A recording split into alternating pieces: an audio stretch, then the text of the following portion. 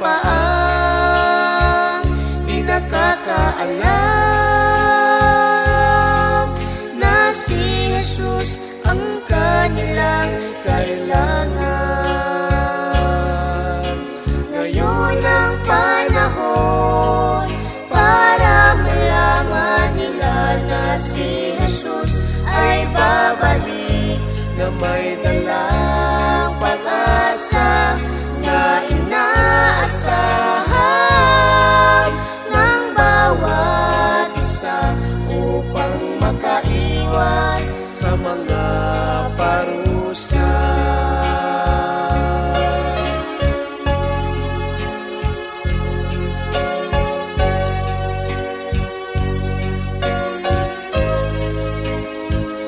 Ibalita na sa buong mundo ang pagbabalik ni Jesu Kristo. Bigyang ilan ang bawat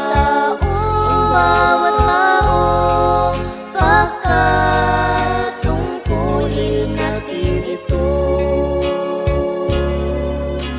Ngayon ang panahon para malaman nila na si Jesus ay babalik na may dalang pag-asa na inaasahan ng bawat isa upang makaiwas sa mga parusa.